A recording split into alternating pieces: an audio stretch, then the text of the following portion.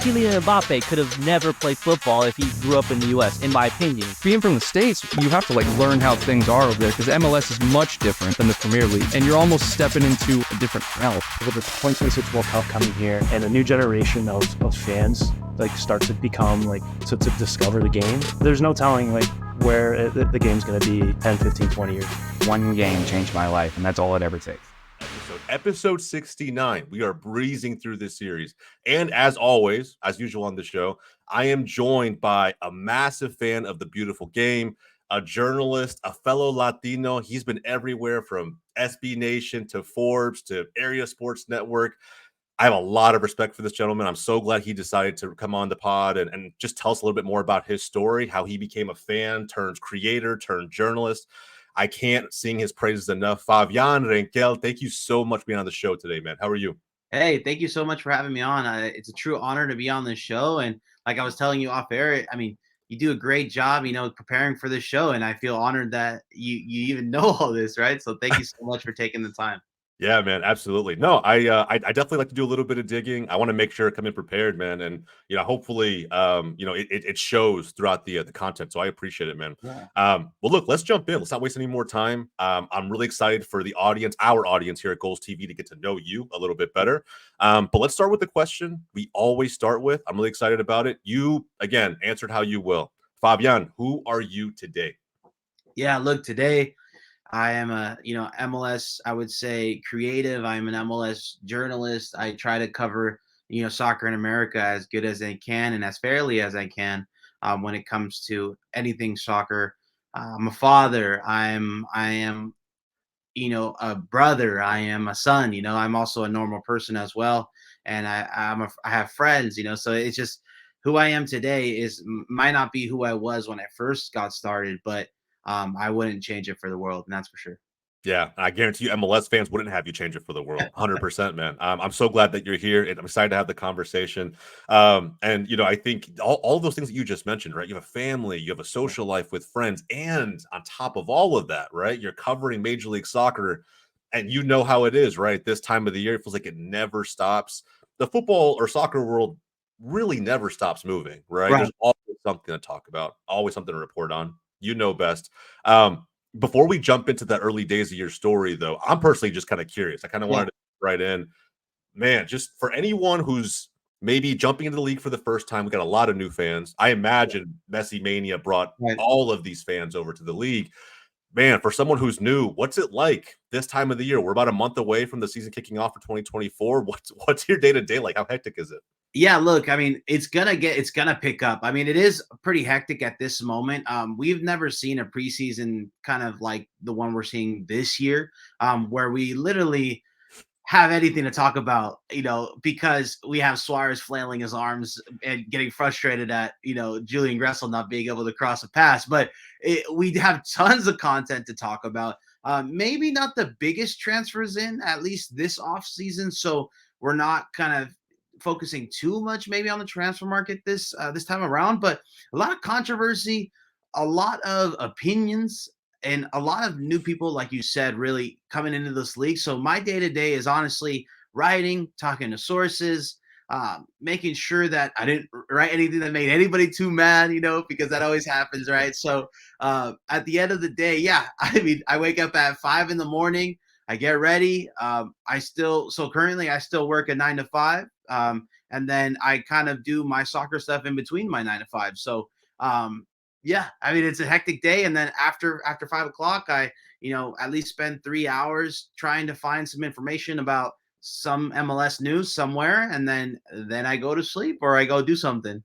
Yeah, hang out with family or do whatever, right? Yeah, I mean, exactly. your day to day is wild. I think it's like you said, it's only going to pick up. It's only going to get crazier as we close to the season. I think fans at this point of the year, right, kicking off right after the new year, are just ready, right? It's like been a crazy long off season. I'm ready for opening day to get here. And speaking of Inter Miami, I obviously, right, everyone's tuning into those matches. Suarez is here now. The Barca boys are back in full effect. I think 2024 has got a lot in store for all of us. So we'll see how it pans out. But look, we're here to tell your story today. The stage is 100% yours. I always start in the very beginning with these interviews. Want the audience to get to know you as well as I've gotten to know you over the last week or two. And let's start with that. And I think the best way we can kick it off, right, is just the earliest memories you have of this game, right?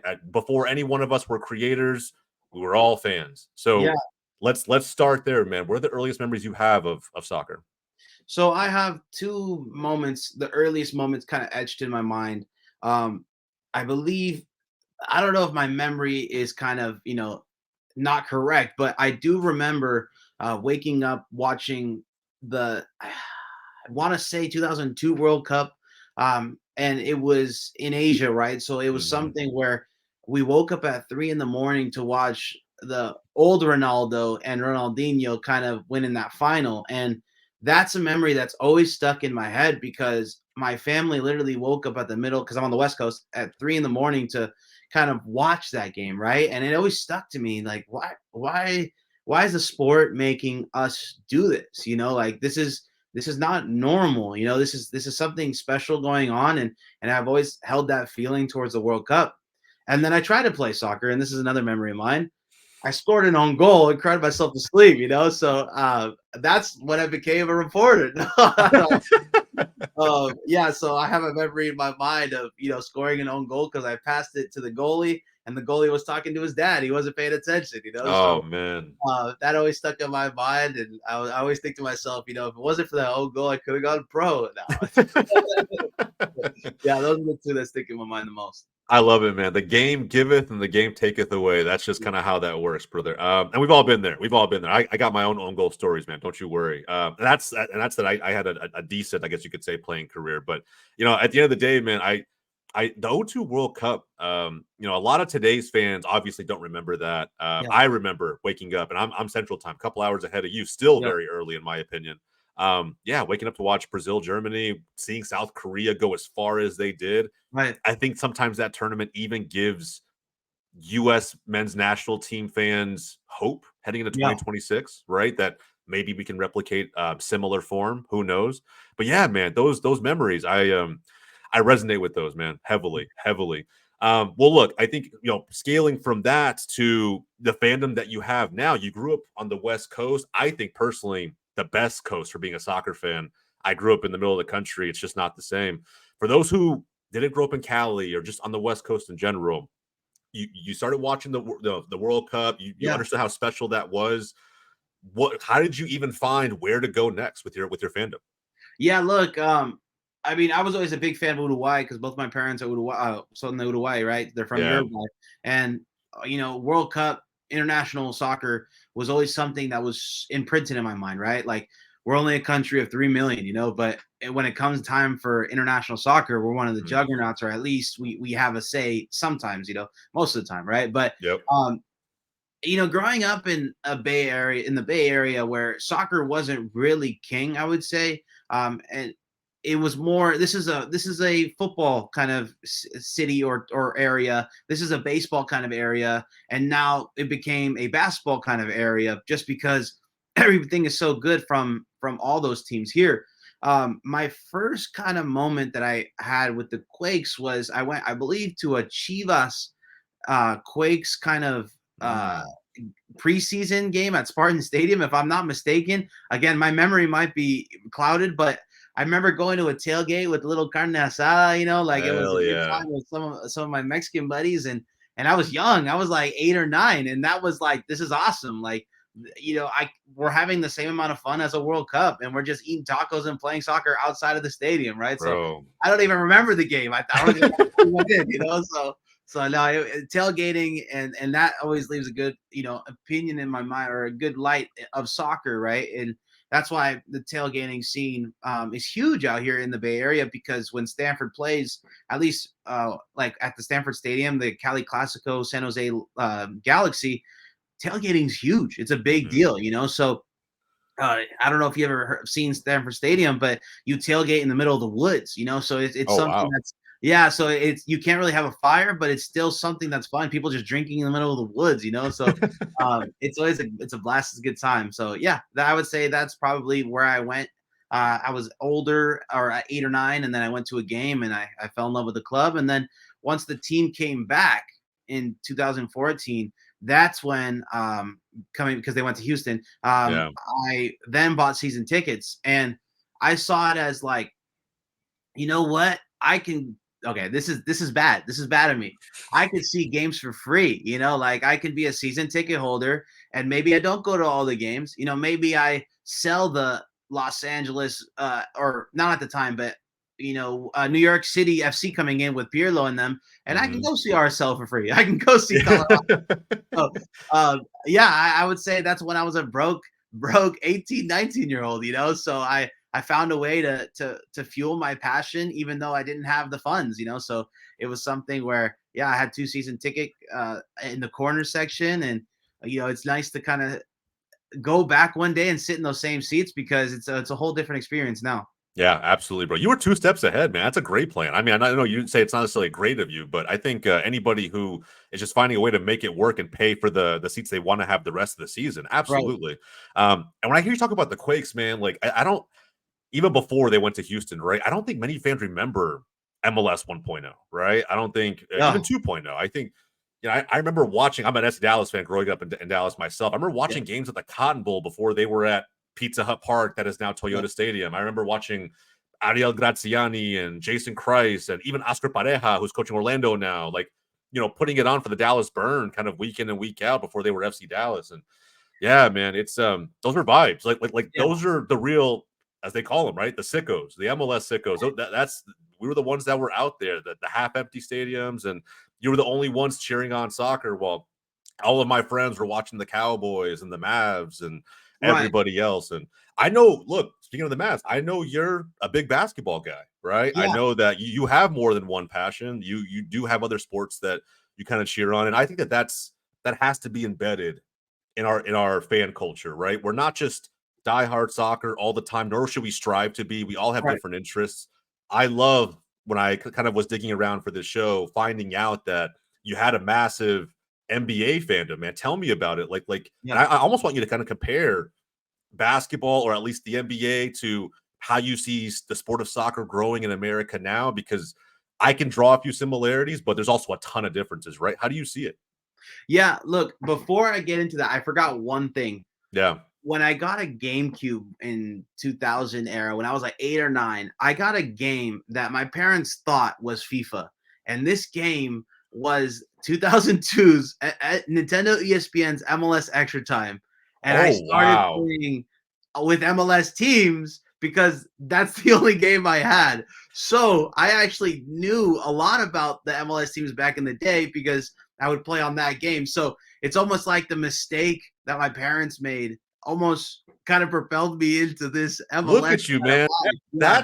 That's the starting point. Wow, Yeah. that's insane. So it's so weird because this cover of this game is literally etched in my mind because anger, right? Like there's no real Dino in this, there's no Yeah. like, come on, it's not even street, like, so yeah, it was good. I was, looking back, I'm grateful they made that mistake. And I'm Bro, grateful the old video games, like, people don't talk about them. FIFA used to have an indoor mode.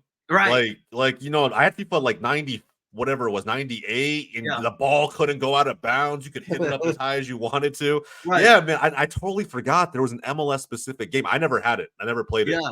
But man, that's a huge point to your story, I would say.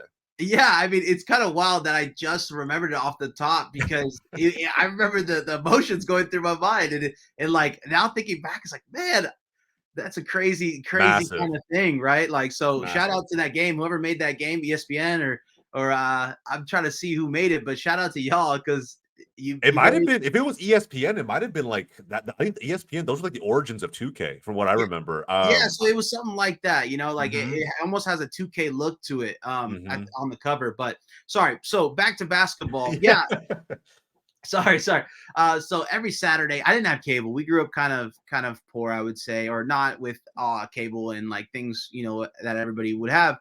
So every Saturday morning, I would watch some cartoons, WB, maybe some Pokemon or something, and then right after you would have NBA on Saturday on ABC. So it was something that was like, oh man, we got some NBA going on right after cartoons, So I would say that's kind of what got me into the NBA. And then so we would go to these thrift stores, right? And you would see a whole bunch of old magazines, maybe, and all the old magazines would be Slam magazines. And of course, they weren't the newest ones, but shoot, like you would still see AI and think like, man, this guy is cool, you know? So my mom would buy me like maybe 20 magazines for 25 cents a pop, and I would feel like I would spend my whole like young life just looking through Slam magazines thinking, man, these guys are cool, but I don't have the money, or I don't have, at the time I was like, I don't have J's, but I wish one day I can have J's like them, or I can have the N1 basketball shorts that are stupid big,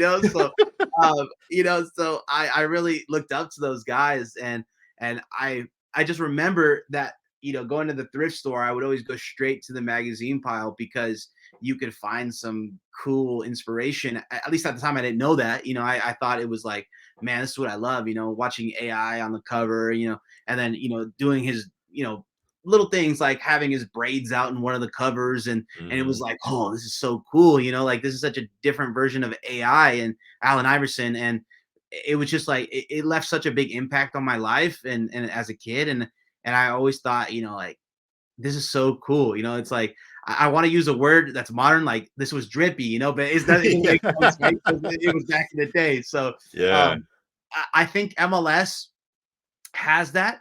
I think MLS already has players that are drippy. I think they do a good job with this Apple TV deal. I think the Breakaway show is perfect. It's like a modern age kind of insight into a player. I think players that are really into the fashion scene, like Kellen Acosta, DeAndre Yedlin, Safari as well. I think they do a great job. Sepe Ibianga, he does a good job.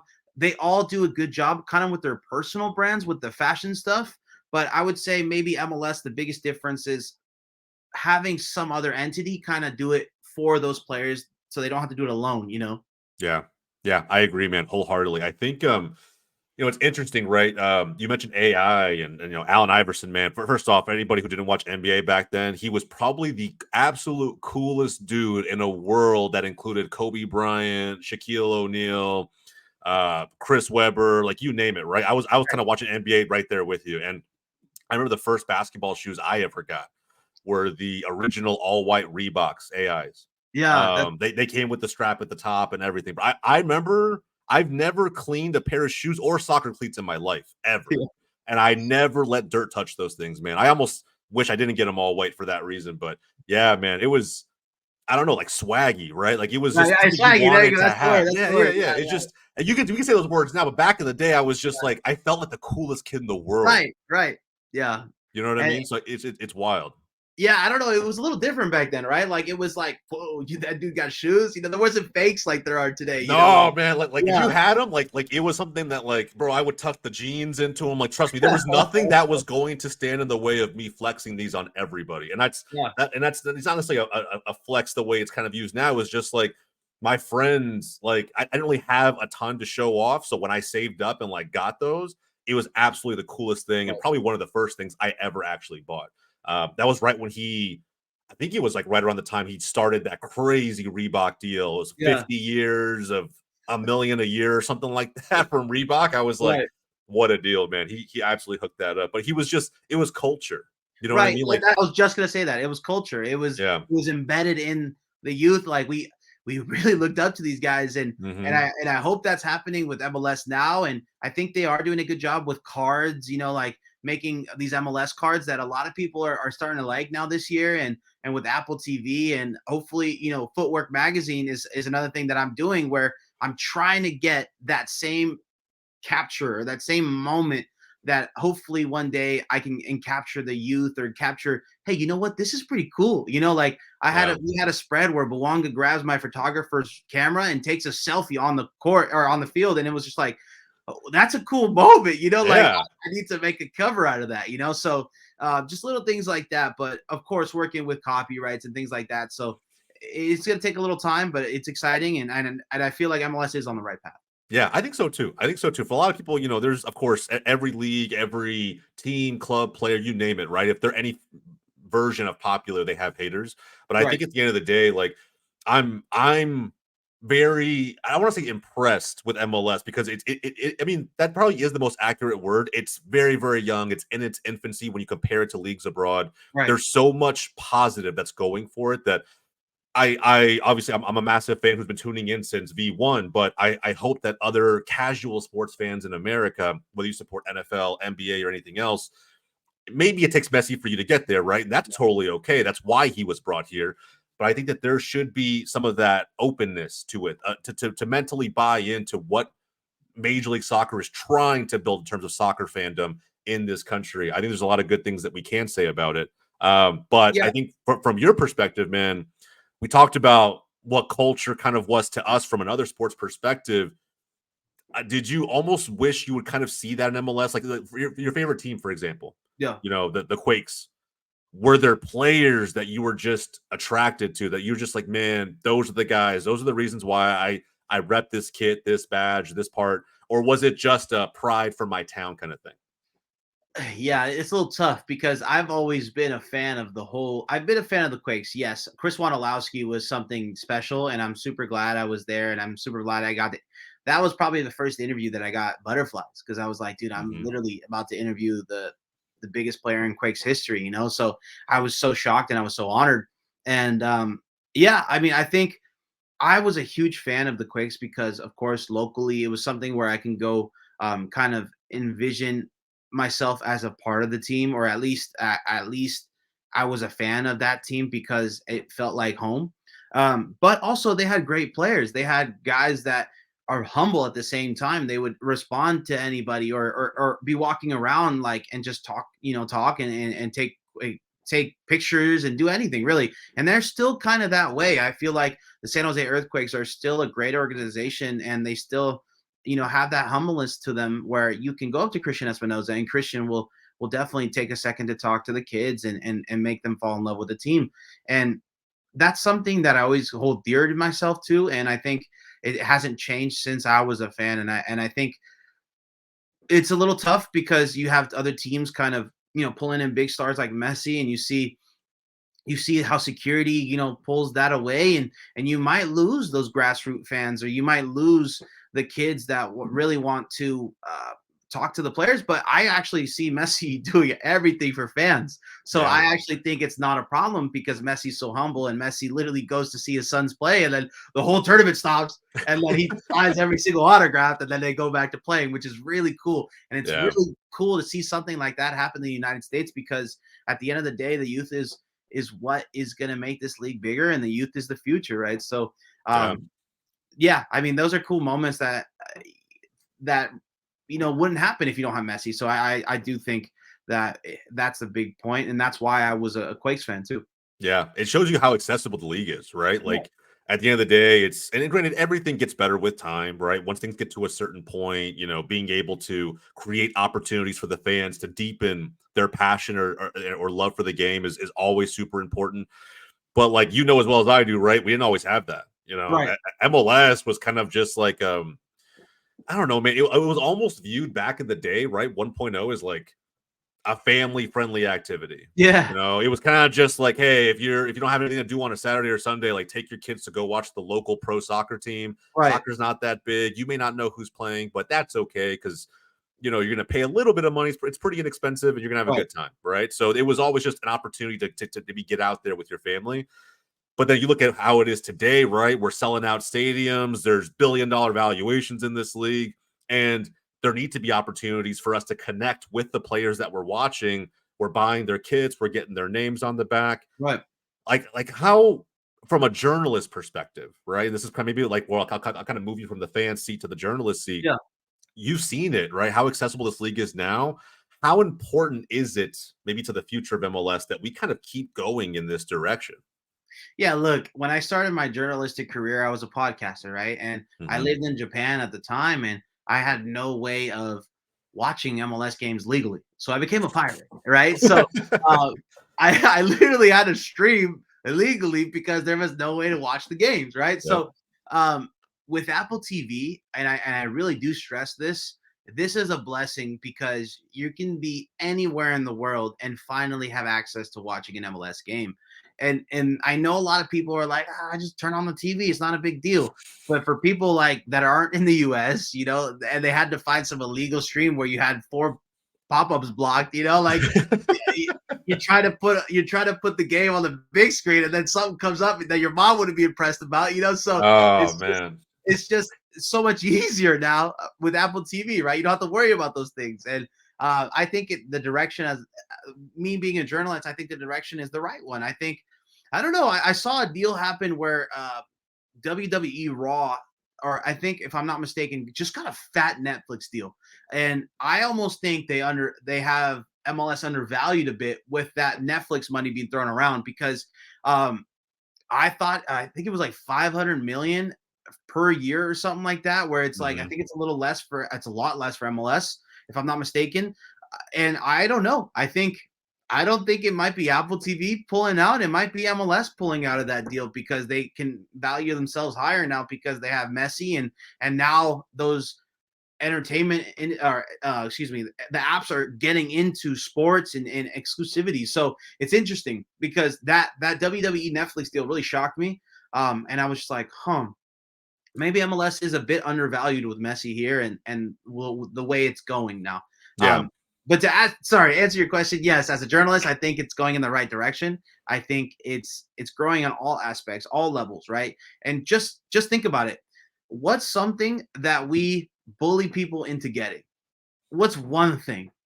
There's one thing in this world that everybody bullies someone into getting, and that's, no one wants green bubbles. So everybody has an iPhone at the end of the day. So, and you ever try to airdrop something to a guy with an Android? He's like, send it on WeTransfer. What? Like, who do you think this is? You just buy an iPhone to airdrop, all right, bro? Like, it's gonna drop the quality if I just text it to you, no? But Yeah. Oh man, the judgment associated with with the green bubble in a text message is real. It's it's real. like, just WhatsApp me, bro. Like, or just DM me, bro. I don't want to see that on my damn my Oh man, messages. and or when you get a group chat, right? You get a group chat going. There's Right, that one right. person in the group. You're like, brother, what are we doing? So, in my opinion, I think with the Apple TV deal, let's say Messi's in a final and he's Mhm, about to take a penalty. Everybody that has an iPhone will get pinged. And mhm. that's huge. Yeah, That is like a whole benefit that we don't realize. Even, let's say, I know this is kind of intrusive, but if your phone knows that you looked up any sports, you're getting pinged at that moment. yeah. And you're going to be intrigued, or you're going to learn about the league, or you're going to be like, wait, Messi plays for Miami, like if you're living under a rock. So I truly think the Apple TV deal is something that's way better than any other deal. I mean, we had ESPN for a while and they weren't really doing much with it. Yeah. So I mean, you look at the La Liga numbers for ESPN and they're doing really bad compared to NBC and even Serie A. I mean, of course, there's Americans in Serie A, but it's still not living up to what they expected. So it's something that's interesting, but I do think MLS did make the right decision to go with Apple. Yes, it's a headache. Yes, they need to do a better job with bars. They need to make it so that bars understand that they can still get it on direct TV. But besides that, I think it's the right direction. Yeah, and either way, it's year one, right? I think Yeah. it's a 10-year deal, and even if it wasn't, I think that you learn from every opportunity that you get a chance to grow something, and you won't know if it's a good or bad idea until you test it, see what the Right. feedback is like, and keep improving. So for year one, which I think most fans really forget, it was a very, very positive experience for many fans. And I think what you said there about getting the ping on your phone, right? Because Yeah. all these games are happening at once. I remember watching, of course, I'm an S Dallas fan, so I'm Yeah. watching every game, but then I'll get a ping that final 20 minutes, the game's tied 1-1 over Right. here. And it's like, all right, cool. I'll have one on my desktop. I'll start watching on my phone and I'll keep this train rolling. And Yeah. that's something that I think many fans, like you said, severely underestimate. But I think you nailed it, man. I think Apple TV is creating opportunities for accessibility that just have never existed in the age of the internet, especially for this league. But One thing I going, was hoping they would, sorry to cut you off. no, you're One good. thing I was hoping they would do is, because they tried to push this Apple News a little while ago, and I was Mm, truly hoping with the Apple TV deal that they would try to maybe bring on some journalists that would cover each team individually. mm, Because at the end of the day, it's really hard. I don't even think there's one last thing alive, because I used to work at SB Nation where it was like everybody had a writer for each team. And mhm. like if you go to Bleacher Report, they don't really update those teams anymore, right? So it's weird that Apple hasn't had like a journalist per each team so they can add content to their thing. And I was expecting it because I mean, if they already have an Apple News kind of tab, you might as well make it all into the ecosystem. Yeah, 100%, man. And think about it, 29 teams. Name one person that can, in an in-depth way, cover that many clubs or franchises. Like, there's just too much going on. If I try to keep up with the timeline during a transfer window, it's almost impossible. Like, Right. just with one person. I almost feel bad for you and Bogert, right? It's like, yeah, Bogert does a great job though. He does. But I'm like, dude, like, especially if he's got a significant other or whatever. I'm like, they just like everything suffers, right? Like they're doing what they got to do for the people, and so it's like salute. He has a couple of dogs, and I swear they take those calls for him. You know, Seriously, man, he's got them working. He's got them working easily. There's no way he doesn't, man. That's what I'm saying. It's just this sport is continuing to grow, and hopefully they somewhat follow that SB Nation route, because I think it's just fans need that. They want in-depth coverage around their clubs, not just the higher level stuff. Everyone wants to go in deep, and that's why independent, content creators have become so massive to the growth of this game, right? They just have. I mean, journalists are content creators in their own right, and I think for me, understanding how fandom scales to that point in somebody's mind and somebody's career is massively important. That's what this show is all about. Right. So I want to understand that from your perspective, because it's one thing to put your opinions on the internet and just not care. A lot of people do that in this day and age. Mm-hmm. It's another to do it with a certain level of quality, integrity, and in a way that truly aggregates and builds not just audience but fandom, man. And for a growing league, you do it very well. How do you get the courage, the audacity, every adjective that comes along with it, to go from, hey, I'm a kid from Uruguay who appreciates Major League Soccer in the United States on the West Coast, to I want to start covering this game in an in-depth manner? I think this league is going to be the way to do it. Yeah, look, I might do it sometimes a little too spicy for some people. Yeah, so sometimes I just put my opinion out there, and this is me right here.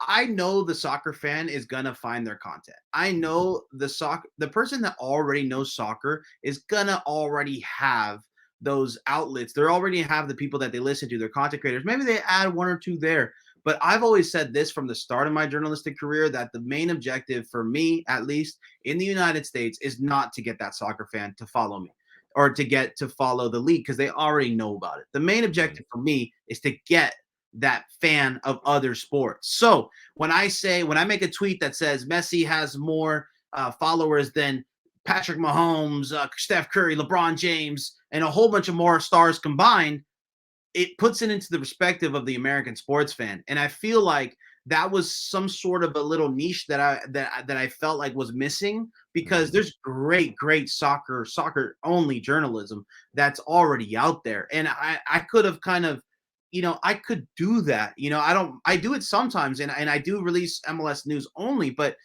it's more, in my opinion, the argument in MLS is it's not the best quality in the world. Well, then why is college football one of the most watched sports in America, right? It's not even the highest level of football. Like, what's going on there, right? So why are we giving the okay to college football? Yes, you may have gone to school, but there's a team near you too. Like there's literally the Quakes here nearby, but you don't care about them. So my whole objective was to try to not like make them fall in love with the sport, but at least know, like, hey, like, literally Lionel Messi is the biggest free agent signing in U.S. sports history.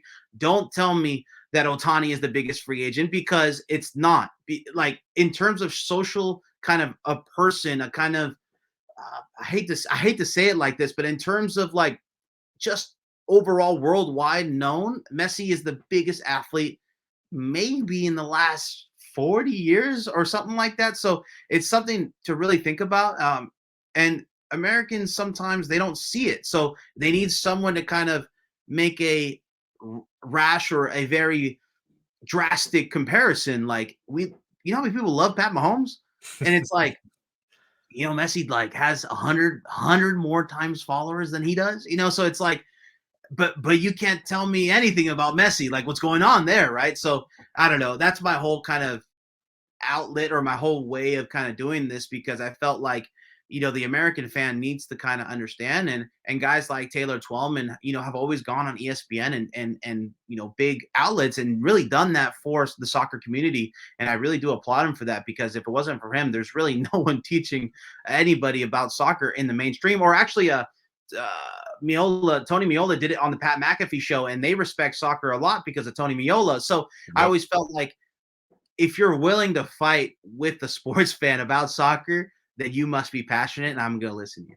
Hell yeah. I love that, man. I think your strategy is so spot on, because you're right. There's look, not even just with journalism, right? But I would say just the content creation in general. There's so much, the spectrum is so wide, right? You could look at soccer from any lens. And like you said, so many fans in this day and age, the fervent fans, the adamant ones, like myself, we already have the creators for the most part that we tune into. I add a few probably every year, and maybe recycle a few out every year, and that's just how it goes. But I think attacking this from the lens of, we're going to attempt to convert mainstream sports fans, massive. And I will say that college football analogy is huge, because I believe the fandom most closely matches college football. When you compare it to anything else in a mainstream sports world here in the US, nothing really has a similar type of fan or fandom to soccer other than college football. And I can't really explain it. Like,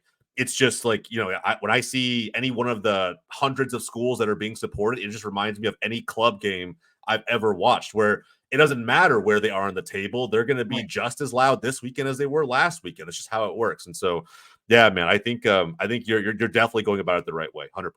And, like I said, I had a 9 to 5, and I'm going to make a full transition to soccer any time now. And it's just like going into the workplace every single day and hearing, hey, did you hear, this coach is going here for the Seattle Seahawks? And it's like, what are we talking about? Like why do we care so much about football? You guys know Messi's about to play versus Ronaldo, like the whole thing. And they're looking at me like, it's exactly. So I literally fight with non-soccer fans every day. So it's kind of like trained me to be like, all right, let me throw these facts at you so you can kind of see why soccer is important and why it's growing. So that's why I always do the Google Trends. I always talk about Google Trends on my Twitter, because it's a big deal. I mean, people are looking it up. So the more you kind of show people that people care, it's gonna be like, oh wait, I don't want to miss out. Wait, what's going on?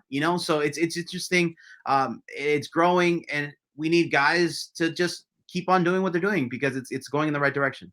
Yeah, I think so too. I think it's kind of crazy. You mentioned like fighting with others. I totally get what you mean. What's crazy is I during the 2022 World Cup, I watched the final in New York with a bunch of Argentines. Like it must have felt like a couple hundred of them. It was insane.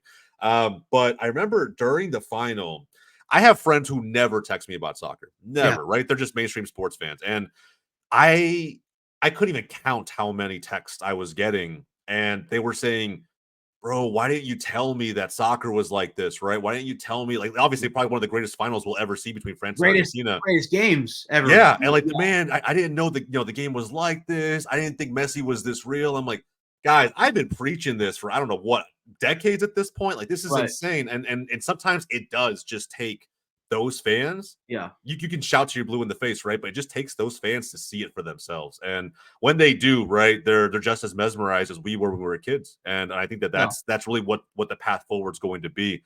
But we'll definitely see.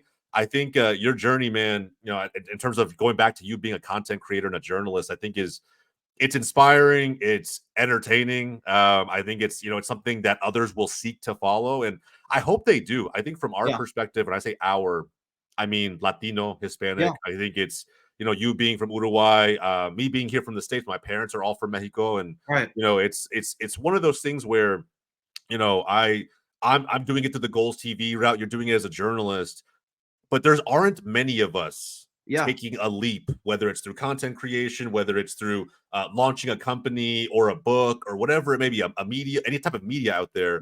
There just aren't that many of us. So when you think about what you're doing and the impact it could have on the next generation of Hispanics who are looking for what their purpose is going to be, especially as it pertains to their passion for this game.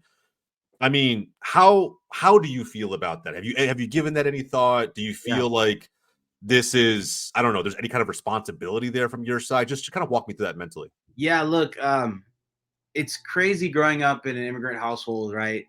Thinking, this is what everyone has. This is Mhm. life for everyone. And then having Spanish as your first language, graduating the class, having English, then be in the forefront and always be taught every single day of school, and then to going to not being maybe the best at English, and then having your parents there with you the whole time, and then the one day you get an email from Forbes saying, "Hey, we want to have you as one of our writers for soccer." That moment is probably the most craziest moment.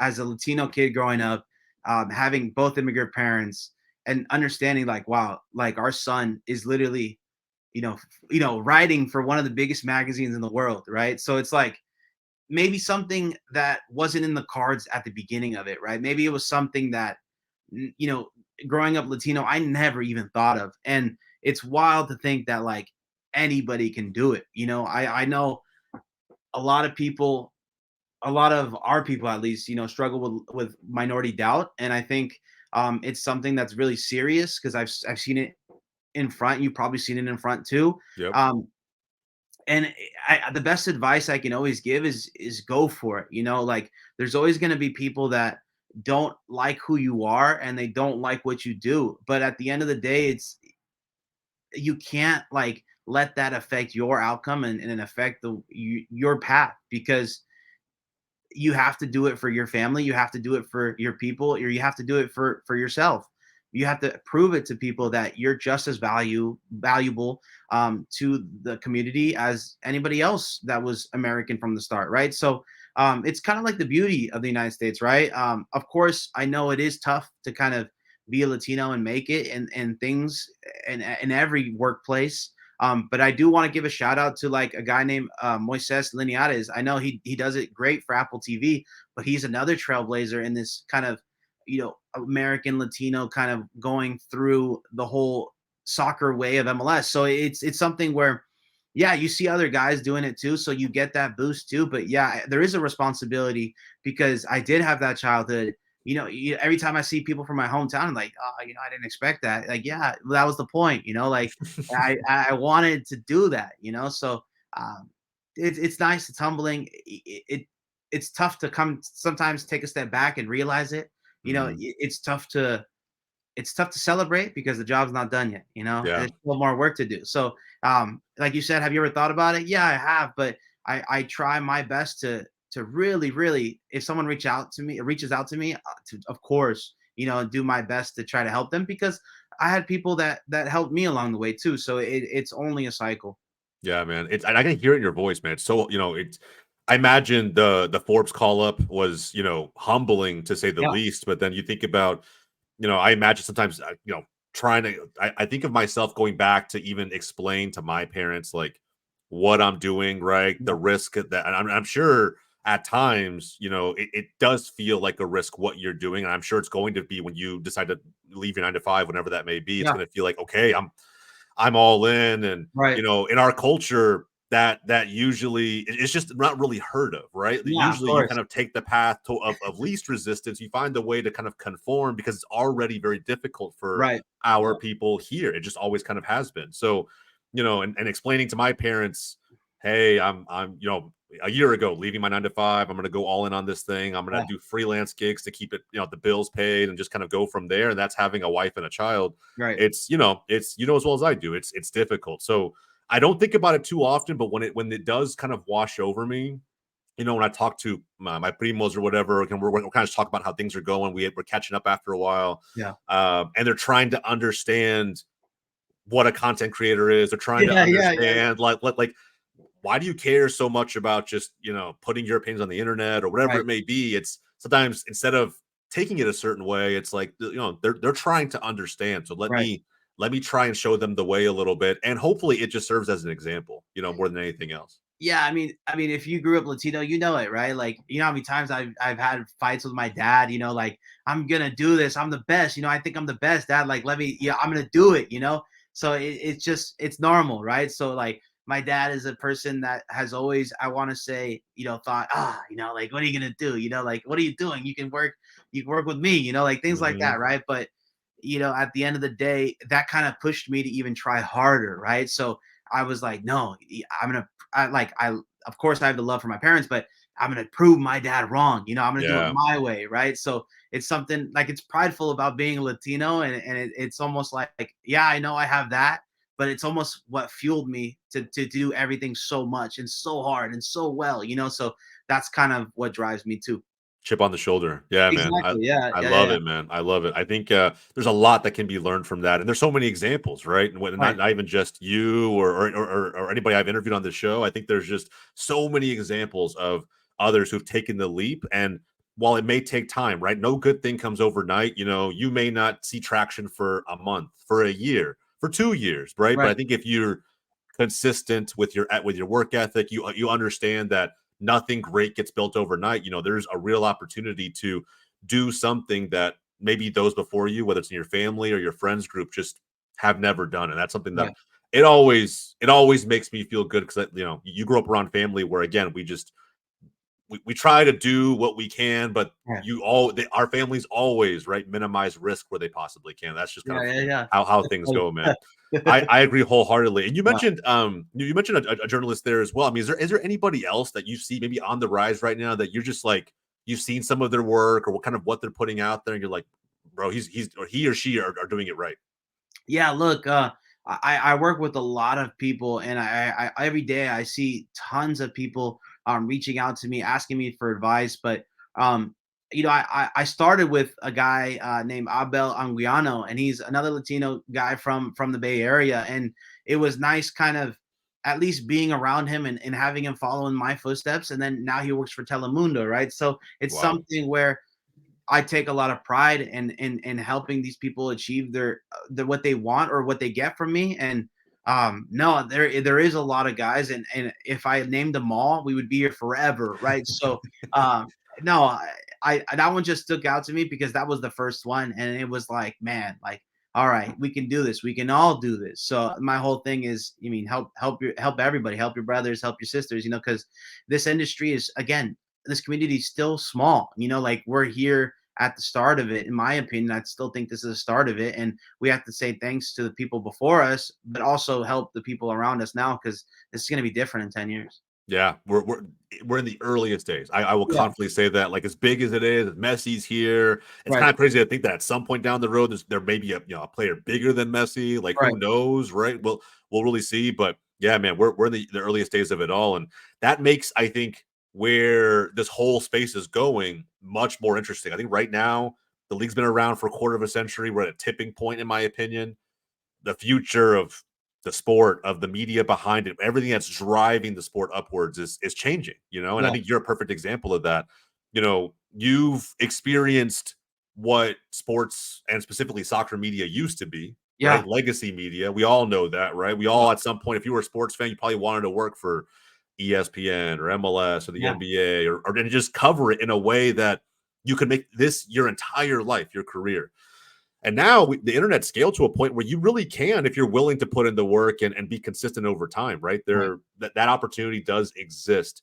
Do you feel like we're ever going to reach a point where independent content creators are truly the staple, the future? It's the most reliable sources of information, as the game continues to scale up. Yeah, that's tough because there's still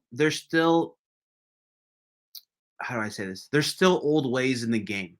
There Mhm. is, yes, you're totally right. Independent content creators, independent journalists are always gonna have good information, but there's other things at play here. The teams, do you want to respect the independent person as much as the athletic person? Do you respect them enough to where Telemundo doesn't just get the content, but the independent guys get the content? So I don't know. It's tough because at the end of the day, the teams choose what's best for them. And it's gonna take a while for the teams or the league to really see content creators or independent guys as the future. Um, I don't know. That's a really tough question because Yeah. in Europe, there's tons of content creators like Ibai that have made a name for themselves, but I don't know if he is like the main source for information. Yes, he could probably call it messy and have a fun phone call, and that's information too. Mhm. But like breaking a story and breaking a news or a player, you have to have a lot of connections, and it's tough to do it solo because a lot of times these agents they call the Guardian, right? They call Marcio from Italy, Mhm. right? So a lot of it too is still embedded in kind of this old way of media where it's going to be tough to compete. And shoot, I'm independent right now. Like I do it, I do compete, but there's some things that I know I can't because I'm not with a big. I am with Forbes, yes, but I'm not with a big outlet like ESPN where maybe you have a coworker or ex-coworker that worked for the Vancouver Whitecaps and had a source in there. Like it's a little Mhm. different if you're doing it independently. It's a little tougher, that's for sure. Yeah, I think so too. And I think that, we're definitely still in the earliest days of it all. But I think what's going if it's going to go down that path, I think reputation is going to be everything, right? Yeah, And reputation comes with what? It comes with, you being in the game, covering it for quite some time, like you mentioned, having those connections, those relationships to help open doors and grant you access. But more importantly, your coverage and your reporting, right, have to match a certain quality. I think mm, you only get that by kind of getting the reps in over the years and right, establishing that presence within the broader space, whatever sport you may cover, right? For today, it's soccer, but it could be anything. But I think you're right. It's going to be reputation. I think I'm bullish in saying that I think independent content creators will be the future. I just think the cream will rise to the top, so to yeah, speak, right? I think the very best of them will be able to be granted that access. You mentioned the Athletic, right? And I obviously they get like such deep levels of access, right, especially when the story may or may not be sensitive, right? I think back to Jordan Henderson's move to right, Saudi right, and how contentious that was in the UK and how widely discredited he kind of was by fans, especially of Liverpool. right, And he only wanted to talk to one specific reporter from the right, Athletic. He didn't want to talk to anybody else to interview him about why he decided to make this move and what factors were important to him and his family. And they didn't even really publicize the audio or any media driven part of the interview. It was simply text. And yeah. so yeah, man, I think you hit it right in the head. That's probably where we're going to go. No. Yeah, I think the Athletic is the gold standard, and I do think they do the best job, and I do think they pay their employees perfectly, and they do a great model where you do have to pay to read it. Um, yeah, it's tough. It's tough when I would say they're the future.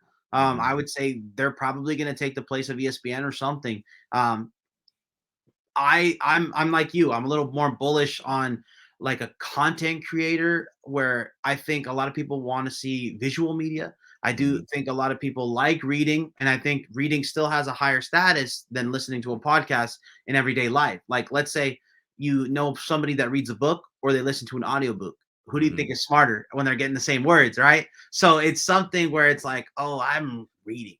It's this is the good stuff. Yeah. Like it's still not there yet when it comes to everyday life too. So I think that needs to change, and it's probably going to change with time. But yeah, I write too, but I also was a podcaster. I also created content, right? So I've always said this with with the people I coach is like, what is a yes, there's let's just be abstract. What is a journalist, right? What is a reporter?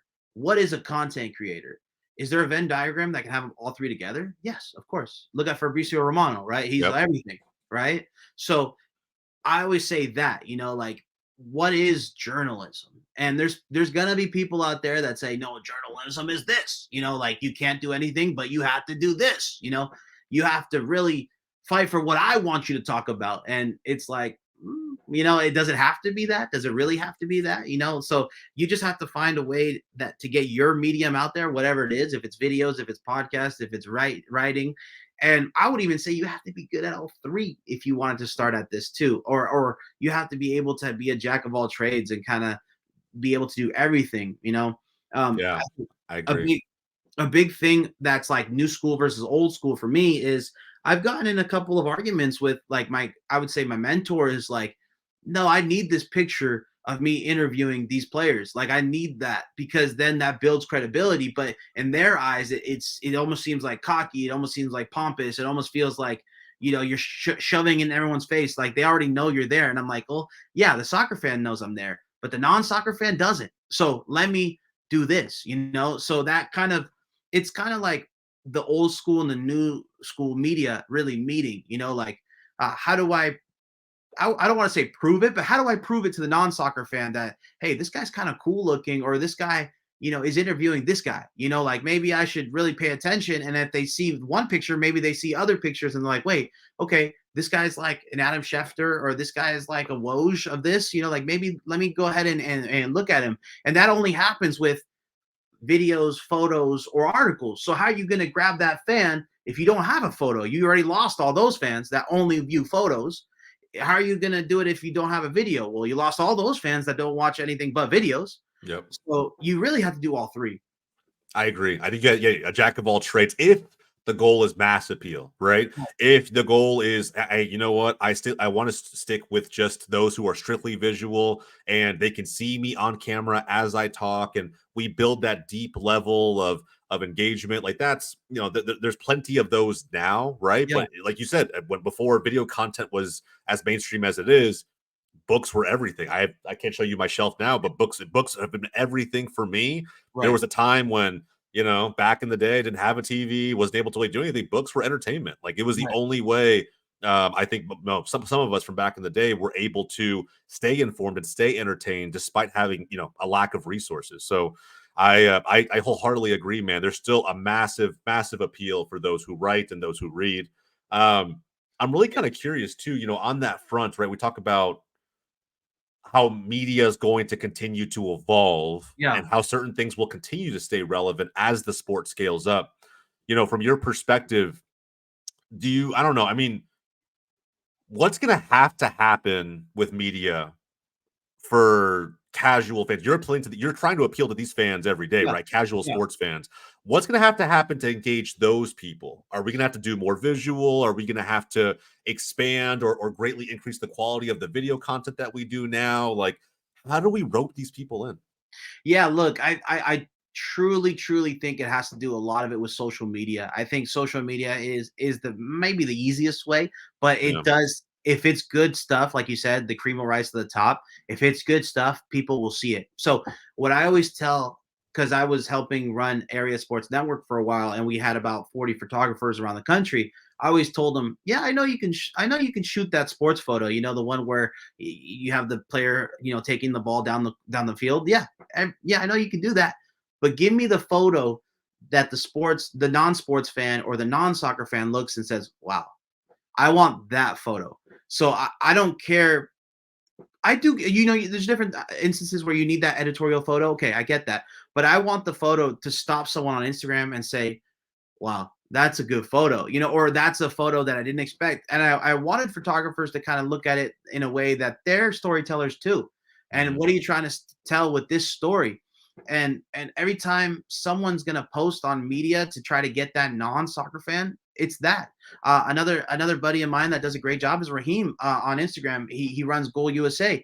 He does a great job kind of being like this, not, I don't want to say influencer, because influencer has a negative connotation because he does interview players and things like that. Yeah. But he's basically the Rich Paul of MLS. I mean, he's posted up with Tyler Adams and interviewing him, and they're catching photos from left and right, and it builds a credibility of soccer where it's kind of drippy, it's kind of cool at the same time. Like these guys are hanging out, but they're making content too, or they're trying to grow the game. And I think that is a big deal when you're appealing to the non-soccer fan. You have to find an aspect where, like, this goes back to now the Slam magazine or the magazines where fashion and soccer kind of maybe get that non-soccer fan. So I do think my buddy Raheem does a great job with trying to get that non-soccer fan, and I try to do my Instagram like that too, where, all right, I'm talking to Drake Callender,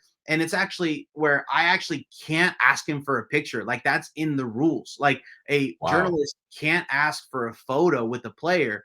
Like the stereotypical like, Yeah. here, Yeah. right? Like so you have to get creative with like interviewing the player and then they take a photo, or like you're just standing there talking to them and they take the photo, right? Like a candid photo, because you actually can't ask for a photo, which is that's another thing where it's like it's old media, new media, like how as an independent source or independent guy am I going to prove to people that I was here, so and then it's really it's like it's at this point it's all politics, right? You just got to Yeah. find a little middle ground and then kind of keep it going. But I understand the teams because you don't want like your journalists to be fans, but at the same time I come from a marketing background. You do have to market yourself to the world as well as create good content. Absolutely. You have to let people who don't know, you Yeah. have to make them aware, right? Period. That's just how it works. And especially at this scale of where not just Major League Soccer, but the sport itself is in this country. We have to make everyone aware of how great this is and why they need to be paying attention to it. And so many of us are visual, man. You know this as well as I do. You mentioned Slam Magazine. You mentioned that some of the pictures that when you were at Area Sports Network, how you wanted those to be constructed, what story you're going to tell. How much of this thought process went into footwork, man? Because I'm very impressed. I collect the Mundial magazines. Yeah. I collect them, bro. That they're part of La Cultura for me. Like just it's culture, bro. Like I want to go back and kind of reminisce about Zidane taking on Dino and Ronaldo in the '06 World Cup. I want to go reminisce about the Maldini and how no attacker could get beyond that, man. Like there's so much that you could tell just with pictures alone. And that's the beauty of those magazines, man. I grew up, as a kid kind of wanting to have those, and now I have so many of them. Right. What went into, I don't want to call it a fanzine per se, but like what went into this magazine, bro? Footwork. I'm so impressed. Yeah, look, I like I said, I always told the photographer I wanted a story. I wanted that non-soccer photo. And it's not to say anything bad about those soccer photos because they have their place on an editorial or an article, but I wanted something that a non-soccer, this is like, again, the non-soccer fan, right, looks at it and says, wait, how did that happen? Wait, that's kind of cool. Wait, he's drippy like that? Like, that's pretty cool. So it came to mind where I was like, what captured me as a small kid or someone that was looking for more content when I really couldn't have it. It was magazines. Like I couldn't just buy NBA TV back then. I wanted to indulge more into the culture and into the like art and fashion and basketball and sport. And that was an outlet for me. So I just thought, I have so many connections where I know great writers, I know great photographers, and I have a great graphic designer. Shout out to Fala. But it's something that I was like, okay, DJ Khaled doesn't make any of the songs anymore, but if he knows the right people, he could put everything together, So I was like, what's something that I can do where I can be, I don't want to say it, but the DJ Khaled of something, right? So I'll say it, bro. I'll say it. DJ Khaled, 100%. Another one, So I thought to myself, footwork is a great thing, and I can really show our creative vision. And I have big things coming for footwork, but it's tough because at the same time, my own personal brand grows, right? So Favian Renkel gets more busy, but I just have so much more want for footwork. But it's like, you have to you have to balance your time, like everything. But yeah, it's tough because I do want to be this creative, but if I'm getting more writing work, it's like, all right, how do we balance this, right? So man, I'm telling you, with footwork, how I stumbled across it. It was even prior to me reaching out to you about this show. The Bawanga photo. Yeah. The Bawanga photo was like, damn, like I don't know what it is. I was like, it's just different. Like it's it's you don't even have to know who Bawanga is, and that photo will be like, it's kind of swaggy, man. I didn't even know Bawanga was, like that, cool, captured like in that moment. You know what I mean? Yeah. Or like later in that game, he literally has a goal where he's like, so it's like, it's literally like, dude, this guy's like cool. This is a cool guy. So when my photographer texted me that moment, he's like, dude, Bawanga just grabbed my camera. I was like, what are you talking about? Like, Bro. yeah. And I was like, wait, what are you talking about? So it was something where it was like, all right, this one, we need to make it good. Yeah. We took another aspect of it too. We kind of did sit down interviews. The Red Bulls, we worked with the Red Bulls, which was a big deal too, because we did our first sit down as an organization with the Red Bulls, and really covered a guy, got behind the scene photos with Daniel Edelman, and it was like that was a big moment for us too, because we weren't just a fun mag. At least some teams were seeing us as like, oh, you know what? Well, they're doing a good job of telling stories. Let's get them to tell our story of this player, or at least look into one of our players too. And Yeah. I only get rave reviews when I go around to stadiums and people are like, wait, you made footwork? And I'm like, yeah, that's what's up, man. Like, that's the point. But there's still some hurdles, to be honest with you, because that Bawanga picture is so cool, but I can't print it. I can't sell it because it was taken during an MLS game. So at the moment, it's more like it's free because, one, I don't want to, not include anybody that wants to see it. And two, it's something where you have to build a notoriety first, or you have to build some sort of creative vision. And then you'll get players saying, hey, I want to be in this. Okay, let's set up a studio date. Let's take pictures when you're not in your uniforms and things like that. And that's when you kind of get your own magazine, if you're not the official magazine, right? So Yeah.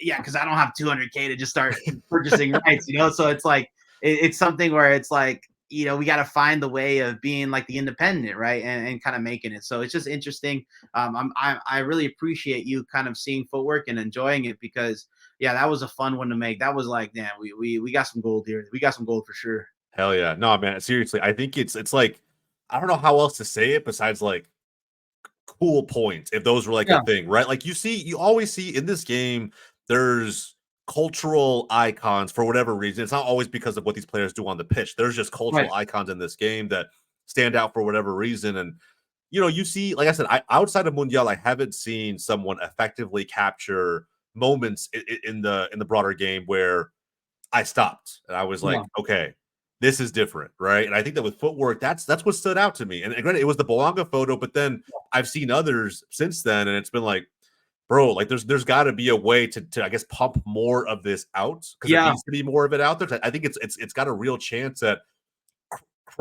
culture crossover in a way that other mediums of media just haven't been able to. Yeah, that's the most exciting part, right? Like, it's funny because I'm trying to build up my whole Favian Renkel brand, writer, journalist, but at the end of the day, I might just be the DJ Khaled of footwear, right? That might just happen, So, hell yeah. But I'm very grateful and I'm very lucky because I can still make connections, writing. I go to the stadiums and like meet people, meeting, people from clubs to say, hey, Bawanga saw this and he wants his own copy, things like that. So, there's no copyrights if they want. So, I might just slide him a printout, no big deal, so you can frame it, something like that, right? Like, I've always said, like, shoot, you imagine how cool that would be to be on a sticker and then on your back of your laptop and someone's like, dude, you made that? And I was like, yeah, we made it as a team, and we live in a day and age where we can do it too. So it's like, a lot of technology has kind of, made the content creator available to compete with the big dogs, and in a world where you see, unfortunately, Sports Illustrated kind of go down and you see a lot of these magazines kind of go under, and you think, yeah, that sucks. But do I want to be just saying that sucks and staying here? Or do you want to make a difference? Do you want to start building your own? And that's where I said, like, all right, let's do this. Let's build it our own. I got exciting plans coming up for year 2. Again, let me fix out the copyrights, but it's gonna be for free on Instagram or on Twitter. And it's gonna be as visible as possible. That's for sure. But yeah, I mean, yeah, I know. I would love to have that Bawanga spread on some T-shirt. Like, hell yeah, bro. I could totally see it, man. Like, just like no words even necessary. Just like, for me anyway, a plain black tee, the print, like the photo itself, just there. Nothing else. It's just like, you either know about it or you don't. If you're in the culture and in the mix, you know about it. And if you're not, you're gonna want to be in here and want to know about it. 100%. Yeah, so like I have like, what if MLS eventually says, hey, this is cool. All right, we're picking it up, So who knows, right? So no, I think they do a good job with like at least with Apple TV now with Breakaway. I think that's Mhm. kind of like the footwork version for that medium, and I think Yeah. it does a good job kind of seeing insight. But yeah, like you said, I want the cool factor too. Like I Hell want to do, yeah, I want to do the stories of the youngsters waking or growing up and being in the scene, but I also want that picture of the youngster going at it, like going crazy after he scores a goal, right? So that's what happiness is transferred through any medium. And if you could see Wong is happy with scoring a goal, you're gonna want to know. Hell yeah. No, man, seriously. I think don't look if there's one thing I hope that never happens, right? Is that cool factor just never goes away. I think it's No, everything to that project, to that magazine. And I can confidently say as well as probably any other fan of that's excited for it to keep going in year two. It's gonna be fun, man. I can't wait. Well, look, we're almost wrapped up. I want to get a yeah, couple more questions in there. I want to actually get one very quick hot take and then one sort of a little bit of advice, if you will, from your perspective, because you've seen so much and done so much early on in your career. But the hot take first, I think it's going to be great. You have a unique perspective of this game. Not many have the lens I think you have of not just here domestically and what soccer means to these fans, both those who are diehards and those who are casual, but how that stacks up to the global game as we know it and what we've seen over the years. Um, there's a gap there, obviously, right? I ask some version of this question on every single episode that we do because I think it's important to get every opinion possible before forming one in your own, and I think a lot of fans would agree with me on that front. What's it gonna take, right? Potentially, it may not be one thing; it may be several things, right? But we want not necessarily just Major League Soccer, but just think about the sport, the beautiful game itself, stateside. What's it going to take for soccer to really start working its way up the ladder from a niche top 5 sport to, a top 3 sport competing with the big dogs potentially. NFL and NBA fans starting to really take notice of what soccer's building. Again, not just with Major League Soccer, but just paying attention to what the broader soccer space offers in general. yeah. Look, I think top three or being third is realistic. I think it's something where I could see soccer being three behind the NBA and the NFL. The NFL is a weird one because it's an entity that a lot of people don't know, but they'll watch. And it's a thing where I can tell you maybe about I want to say one out of every three people maybe don't know the schemes. They don't know Mhm. how it's actually played. They maybe don't know how who's playing it, but they want to watch it. And that only comes one of two ways. Either it's really cool to the local community and they're just watching it because everybody is, or they have money on it. And if somebody has money on it, they're gonna try to learn and real quick. They're gonna really want to see what's going on in this game. They're gonna play fantasy football, right? So fantasy, in my opinion, is the American fans' favorite thing to do for sports. Sports betting is maybe two. Mhm. Fantasy football is so king because I can tell you any single running back up to 50. Why? I don't even watch that much football and I hate watching it, but I watch it because I play fantasy football. And Yep. I played it when I was a kid. So I always joke with my friends, like, dude, I don't watch football, but then I'm there stressing, biting my teeth, because it's bragging rights, and then it's like, no, I know more than you about this, even though it's your Mhm. sport. So I think fantasy sports is the way to compete with other big sports in America. I think once betting becomes a serious thing in the United States and a lot of teams or a lot of states open up to betting, I think that's when you're going to see a big influx of new fans. And maybe some old kind of fans don't want the betting fans in, Yeah. but the American sports fan loves making money on sports.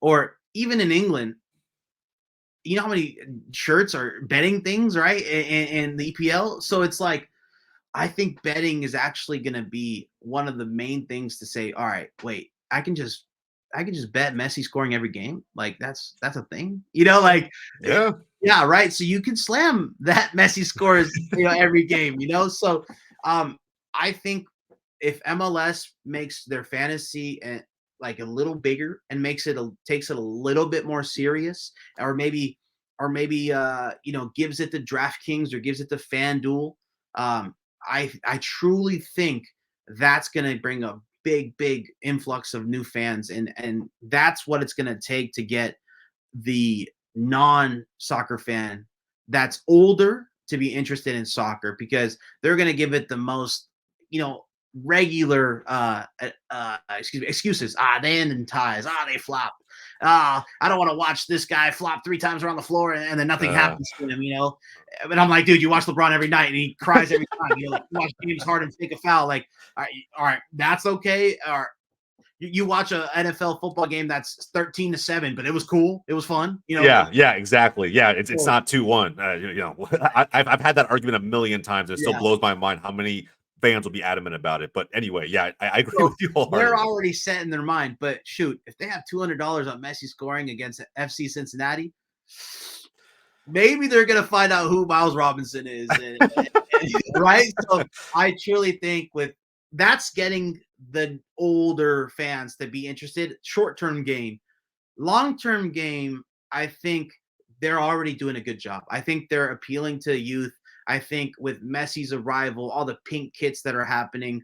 That's why I know I get a lot of slack for this, but I do think aging superstars in MLS is still a good thing, because you need that appeal to the non-soccer fans still.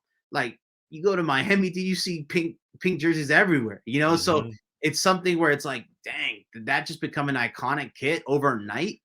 So and yes, having a foundation and good young players is always good, but you're gonna need that for culture, like we said earlier, for the coolness, for the drippiness. You're gonna still need those aging superstars, in my opinion. Yeah, it's not a hot take. I think, at some point we have to realize that I think the only argument against that is that, oh, it's we don't want to become a retirement league. We should demand a higher quality of the players and personnel that we bring to Major League Soccer. I understand that, right? Yeah, But every league has growing pains, and we are still in the earliest days in our infancy as a league. I mean, these are part of our growing pains, and no matter what, there's a little bit of nostalgia attached to each one of those players that we've watched, if you've been watching them overseas when they were in the prime of their careers, right. doing crazy things in the Premier League or La Liga, or wherever it is they came from, right? So that's something that I think I kind of am inclined to agree with you. I think that to make this league and this sport a little more known, we're still in that phase of growth where it's more beneficial to have them Yeah, than to not have them, right? And yeah, so you almost imagine how much brand recognition that Major League Soccer would have if it didn't have those personalities included, right. right? So yeah, I'm inclined to agree. Yeah, man, I think that's something that's not many will publicly share that opinion. So Yeah, mad respect, I think, Fabian, for going there. And then finally, man, you shared so much wisdom already, but I'm going to ask you for one more piece of it. yeah, I want to really try and inspire some out there who tune in, who've been sitting on the fence of trying to do something. They don't know where to go, what to do, right? They know that they have ball knowledge or yeah. opinions, or maybe they have a few resources that they think they can utilize to do something on their own, but just haven't had the courage to take that leap. I mean, is there a single piece of advice you would give to somebody who was where you were, right on that tipping point before you decided to take the plunge? Yeah, look, I always said, I'm going to start a podcast with my friends, and then my friends never wanted to do it. So my whole thing was just do it. I mean, just find a way to get it done and just start. Even if it's the smallest task, even if it's editing a podcast for someone, or if it's starting or hopping on a podcast with somebody you don't know, to talk about something that you both love.